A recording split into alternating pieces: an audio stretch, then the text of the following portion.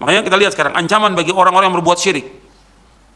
Ini bukan masalah kecil, masalah besar. Antum lihat di halaman 173 di Syarah Aqidah Ahlussunnah wal Jamaah. Ancaman bagi orang yang berbuat syirik. Allah SWT tidak akan mengampuni orang yang berbuat syirik kepada Allah jika ia mati dalam kemusyrikannya dan tidak bertaubat kepada Allah. Allah tidak akan mengampuni orang yang berbuat syirik kepadanya jika ia mati dalam kemusyrikannya dan tidak bertaubat kepada Allah. Allah berfirman dalam surah An-Nisa ayat 48, "Innallaha la yaghfiru an yushraka bihi wa yaghfiru ma duna dzalika liman yasha' wa may yushrik billahi faqad iftara itsman 'azima."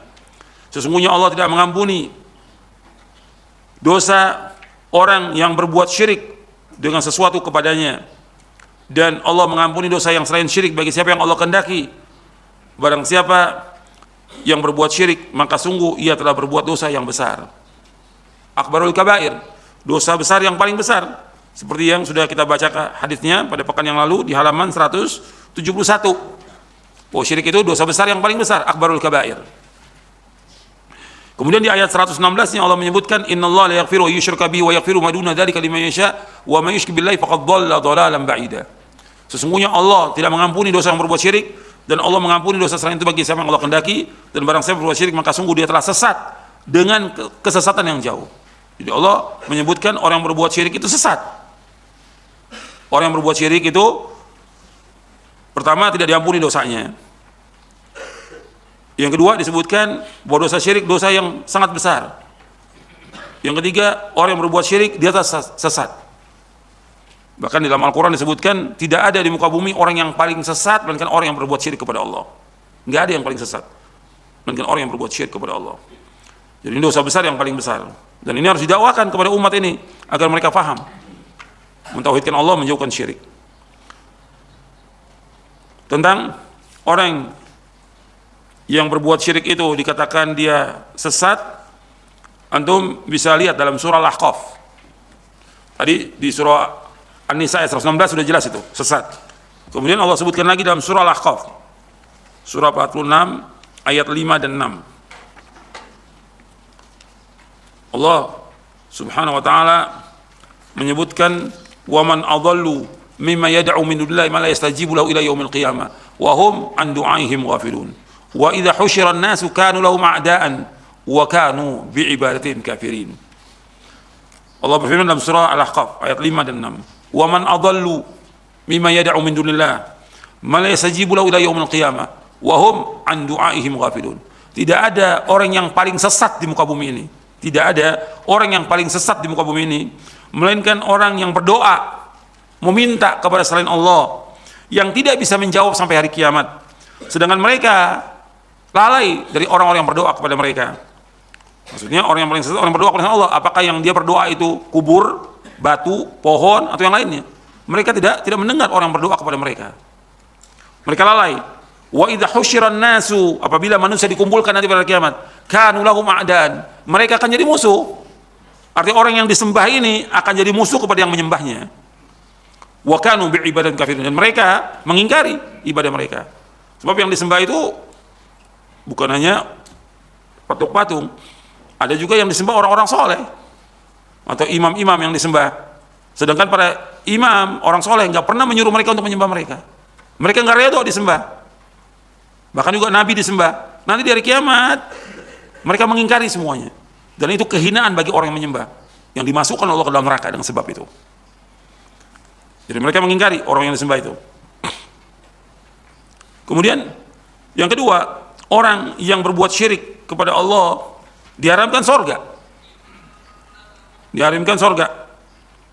Allah berfirman, "Innahu may yusyrik billahi faqad haramallahu 'alaihil jannah wa ma'wahu an-nar wa ma lidh-dhalimin min ansar."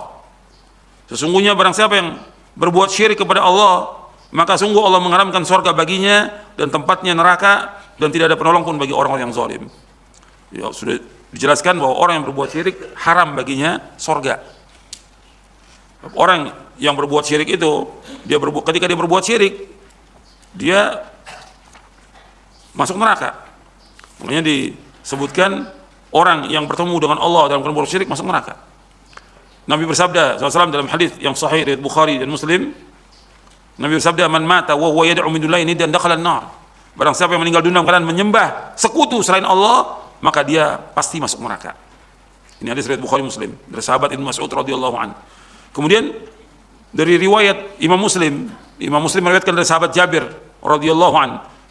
Rasulullah SAW bersabda, "Man laqiya Allah la yusyriku bihi syai'a, dakhala al-jannah, wa man laqiya yusyriku bihi syai'an dakhala an-nar." Barang siapa yang bertemu dengan Allah di hari kiamat dalam keadaan tidak menyekutukan Allah dengan sesuatu, maka dia masuk surga. Dan barang siapa yang bertemu dengan Allah dalam keadaan dia menyekutukan Allah dengan sesuatu, berbuat syirik kepada Allah dengan sesuatu, dakhala an-nar, maka dia pasti masuk neraka. Ini hadis sahih riwayat Muslim dari sahabat Jabir. Jadi orang yang berbuat syirik itu jaminannya adalah neraka.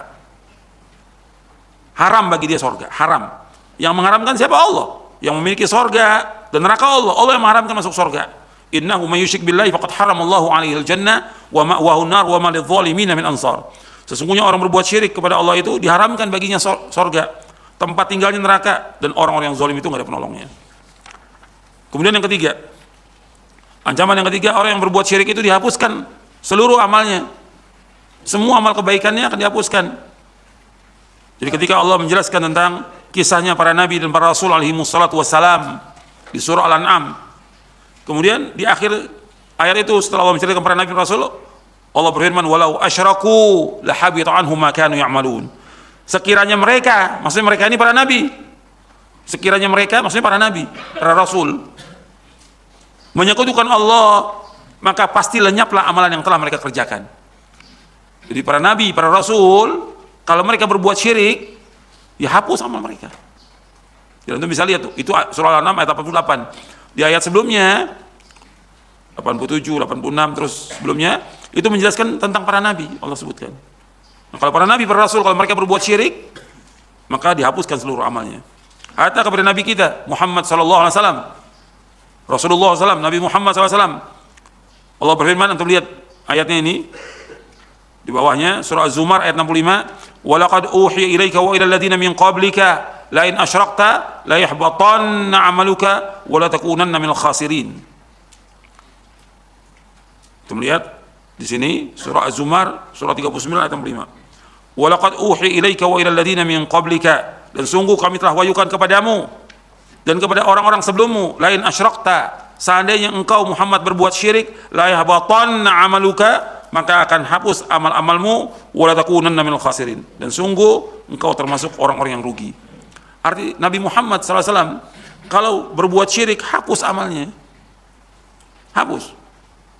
Bahkan dikategorikan termasuk orang yang zalim. Antum lihat dalam surah Yunus, Allah menyebutkan dalam surah Yunus surah 10 ayat 106, Allah menyebutkan tentang Nabi Muhammad SAW, "Wala tad'u min dunillahi ma la yanfa'uka wa la yadurruk, fa in fa'alta fa innaka idza minadh dhalimin." Surah Yunus ayat 106. "Wala tad'u min dunillahi ma la yanfa'uka wa la yadurruk, fa in fa'alta fa innaka idza minadh dhalimin." Kata Allah SWT kepada Nabi Muhammad SAW, jangan kamu berdoa, jangan kamu beribadah kepada selain Allah yang tidak bisa memberikan manfaat kepadamu dan tidak bisa membahayakan kamu. Kalau engkau lakukan juga Muhammad, maka sungguhnya engkau termasuk orang-orang yang zalim. Minadh dhalimin ay minal musyrikin, termasuk orang-orang musyrik. Jadi Allah sudah ingatkan Nabi Muhammad SAW demikian, ya apalagi kita. Jangan sampai kita jatuh perbuatan syirik. Kalau jatuh perbuatan syirik, hapus seluruh amalnya. Pahala amal sholatnya, puasanya, zakatnya, hajinya, umrohnya, sedekahnya, dan seluruh amal yang lain. Kalau dia berbuat syirik, hapus seluruh amalnya. Seluruh amalnya hapus. Dan di akhirat termasuk orang-orang yang merugi, tempatnya di neraka. Jadi masalah besar ini, masalah syirik bukan masalah kecil. Dan kita wajib ingatkan kaum muslimin agar jangan sampai mereka jatuh dalam perbuatan syirik.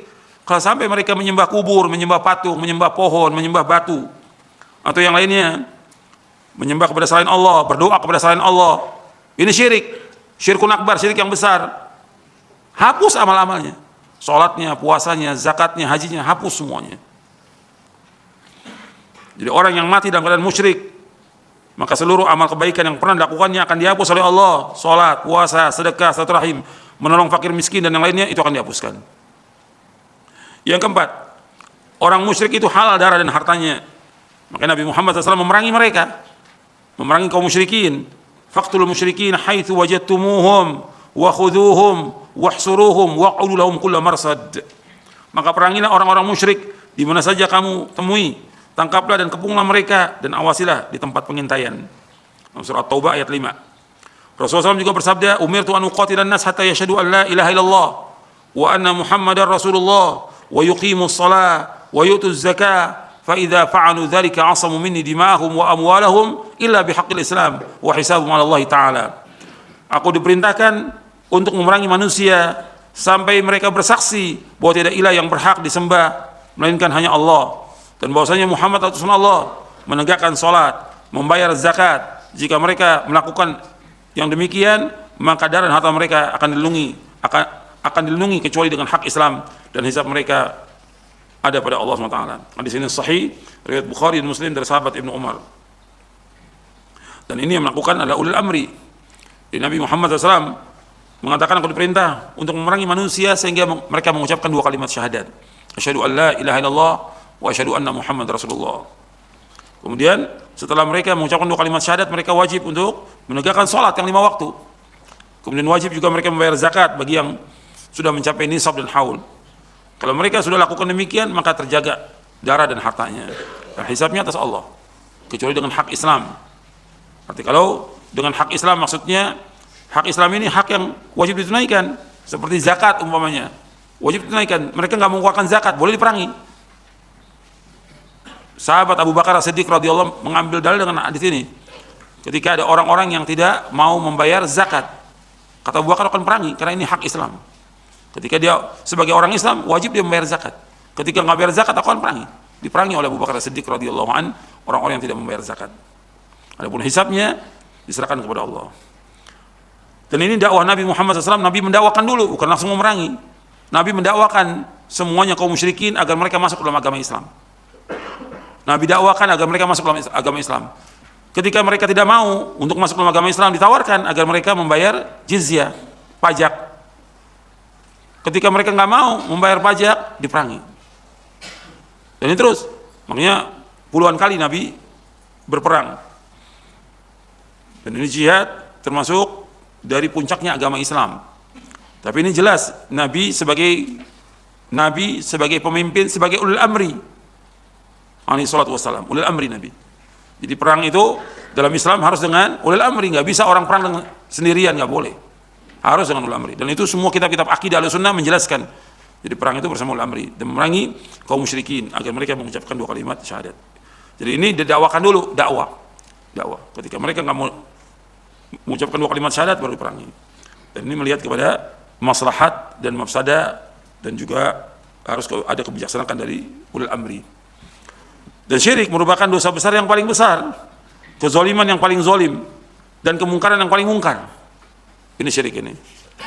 Kalau timbul pertanyaan, kenapa masih ada orang-orang yang berbuat syirik? Kalau masih ada orang berbuat syirik, antum perhatikan, ya karena mereka tidak memahami ayat-ayat Allah, tidak tadabbur pada ayat Allah. Yang kedua karena kebodohan, kejahilan. Yang ketiga karena mereka mengikuti nenek moyang. Ini kesyirikan. Jadi ketika mereka ini tidak mentadaburi ayat Al-Quran, itu terjadi kesyirikan. Seperti tadi saya sebutkan tentang surah Nuh, itu dibaca oleh semua orang dan hafal mereka. Hatta di pondok-pondok, kiai-kiainya juga hafal itu, surah Nuh. Tapi tidak paham tentang isi dari surah Nuh itu, bahwa awal terjadinya kesyirikan karena membuat apa? Beribadah di sisi kubur. Kemudian setelah itu membuat patung, lukisan. Dan ini yang sekarang ini orang mengatakan ibadah di kubur-kubur, yang mereka melakukan apa? Mengatakan bahwa itu tawassul. Artinya menjadikan orang-orang soleh sebagai perantara. Yang kita lihat bukan namanya, tapi hakikatnya. Hakikat apa yang dilakukan oleh mereka. Karena sama aja orang-orang musyrikin juga sama, menjadikan patung-patung dan kubur-kubur sebagai apa? Perantara kaum musyrikin. Mereka juga mengatakan bahwa mereka itu pemberi syafaat. Jadi nggak ada beda perkataan dari sebagian umat Islam, oh ini tawasul perantara. Dalam Islam nggak ada perantara dengan orang yang sudah mati, nggak ada. Orang yang sudah mati nggak bisa jadi perantara kepada Allah. Dan Allah menyuruh kita untuk beribadah langsung kepada Allah, untuk berdoa langsung kepada Allah tanpa perantara. Makanya lafaz-lafaz Ayatnya langsung, ud'uni astajib lakum, berdoalah langsung kepadaku, aku akan kabulkan doa kalian, langsung tanpa perantara.